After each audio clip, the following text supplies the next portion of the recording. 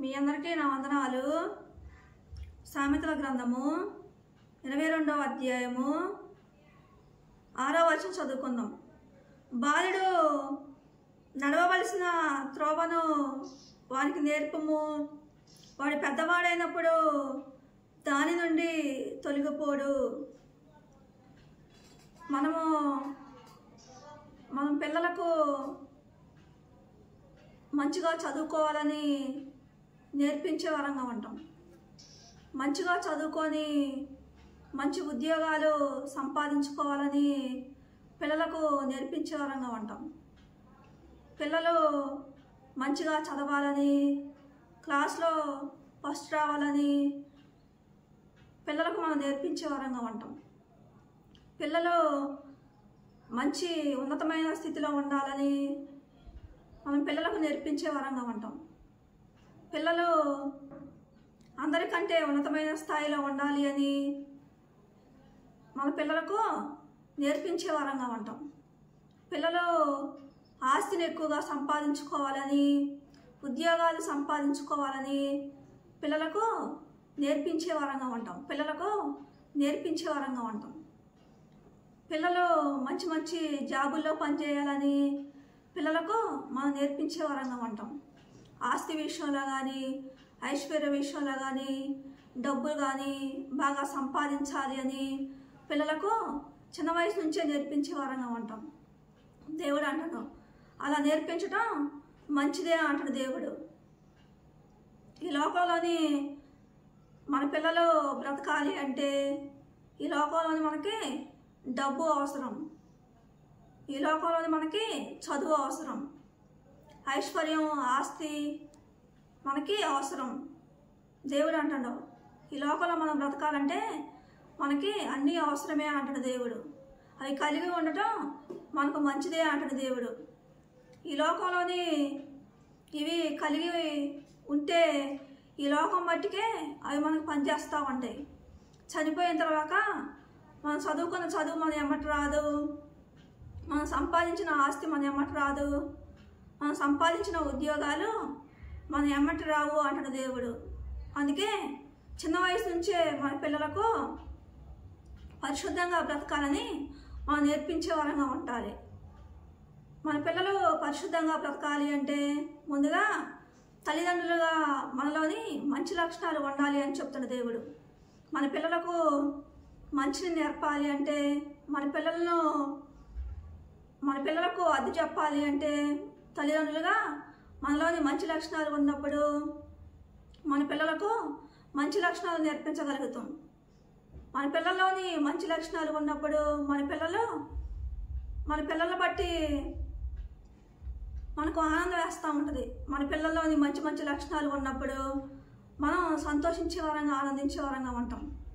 మన పిల్లల్లోని చెడు లక్షణాలు ఉన్నప్పుడు మన పిల్లలు మనకి అవమానాలు తెచ్చేవారుగా ఉంటారు, నిందలు తెచ్చేవారుగా ఉంటారు. అందుకే మన చిన్నపిల్లల దగ్గర నుంచి మన పిల్లలకు మంచిని నేర్పించే వరంగా ఉండాలి.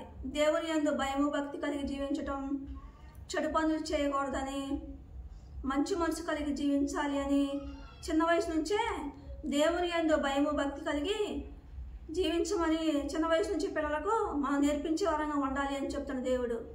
కొంతమంది తల్లిదండ్రులు పిల్లలు అన్ని విషయాల్లో ఉన్నతమైన స్థితిలో ఉన్నా కానీ పిల్లలకు అనేక రకమైన చెడు లక్షణాలు ఉంటాయి. అలా ఉండటం వల్ల తల్లిదండ్రులు మనశ్శాంతి లేకుండా, ఆనందం లేకుండా జీవించేవారుగా ఉంటారు. దేవుడు అంటాడు, అలాంటి స్థితి మన పిల్లలకు రాకుండా ఉండాలి అంటే మన చిన్నపిల్లల దగ్గర నుంచే మన పిల్లలను దేవుని యందు భయము భక్తి కలిగి దేవుని దయలో, దేవుని శిక్షలో, దేవుని బోధలో మనం పెంచే వరంగా ఉండాలి. చిన్న వయసు నుంచే మన పిల్లలకు మంచి మాటలు చెప్పాలి. మన పిల్లలకు మంచి మాటలు చెప్పాలి అంటే ముందుగా తల్లిదండ్రులుగా పరిశుద్ధంగా జీవించే వరంగా ఉండాలి అని చెప్తున్న దేవుడు. తల్లిదండ్రుల్లో చెడు లక్షణాలు ఉన్నప్పుడు, తల్లిదండ్రుల్లో చెడు బుద్ధులు ఉన్నప్పుడు పిల్లలు కూడా మనల్ని చూసి ఆ చెడు పనులు నేర్చుకునేవారుగా ఉంటారు. నా తల్లిదండ్రులే చెడిపోయి ఉన్నారు అని పిల్లలు కూడా మనల్ని చూసి చెడు పనులు నేర్చుకునేవారుగా ఉంటారు. తల్లిదండ్రులు పరిశుద్ధంగా జీవించేవారుగా ఉంటే పిల్లలు తల్లిదండ్రులు చూసి పరిశుద్ధంగా జీవించేవారుగా ఉంటారు. అందుకే దేవుడు అంటాడు, పిల్లల్ని చిన్న వయసు నుంచే మంచి లక్షణాలు నేర్పించే వారంగా ఉండాలంట. దేవుని యందు, దేవుని దయలో, దేవుని శిక్షలో, దేవుని బోధలో పిల్లల్ని పెంచేవారంగా ఉండాలి అని చెప్తున్న దేవుడు. సామెతల గ్రంథము 22వ అధ్యాయము 6వ వచనం చదువుకుందాం. బాలుడు నడవవలసిన త్రోవను వారికి నేర్పము, వాడు పెద్దవాడైనప్పుడు దాని నుండి తొలగిపోడు. దేవుడు ఏమంటాడు, చిన్న వయసు నుంచే పిల్లలకు మంచి లక్షణాలు నేర్పించే వారంగా ఉండదంట. పిల్లలు ఈ లోకంలోని అనేక రకమైన చెడు పనులు చేసేవారుగా ఉంటారు. చదువుకునే వయసులో కానీ, యవ్వన వయసులో కానీ అనేక రకమైన చెడు పనులు చేసేవారుగా ఉంటారు. ఆ చెడు పనులు లేకుండా ఉండాలంటే తల్లిదండ్రుల్లో మంచి లక్షణాలు ఉండాలి అంటాడు దేవుడు. ఒకవేళ మన పిల్లల్లో చెడు లక్షణాలు ఉంటే, మనం గద్దించే వారంగా ఉంటే, మీ బ్రతికే సరిగా లేదు నాకు చెప్తున్నారా అనేవారుగా ఉంటారు మన పిల్లలు. మనల్ని ఎదురు తిరిగి మాట్లాడేవారుగా ఉంటారు. అందుకే మన పిల్లలను మంచి దారిలోకి తీసుకొని రావాలి అంటే తల్లిదండ్రులుగా మనం ముందుగా మారు మనసు పొందాలి. మన బ్రతుకు మనం మార్చుకున్నప్పుడు మన పిల్లలను చిన్న వయసు నుంచే క్రమశిక్షణలో పెంచగలుగుతాం. లేకపోతే మన పిల్లలను క్రమశిక్షణలో పెంచలేము అంటాడు దేవుడు. ఈ లోకంలోని తల్లిదండ్రులు పిల్లలను చదవాలని శిక్షించేవారుగా ఉంటారు, బాగా కొట్టేవారుగా ఉంటారు. క్లాస్లో ఫస్ట్ రాకపోతే, మంచిగా పాస్ కాకపోతే కొట్టేవారుగా ఉంటారు. అనేక రకమైన మాటల చేత హింసించేవారుగా ఉంటారు. దేవుడు అంటాడు, పిల్లలను చదువు విషయంలో అలా ఇబ్బంది పెట్టకూడదు అంటాడు దేవుడు. పిల్లలు మంచి ఉద్యోగాలు సంపాదించాలని శిక్షించేవారుగా ఉంటారు. పిల్లలు ఆస్తిని బాగా సంపాదించాలని శిక్షించేవారుగా ఉంటారు. పిల్లలు ఉన్నతమైన స్థితిలో ఉండాలని శిక్షించేవారుగా ఉంటారు.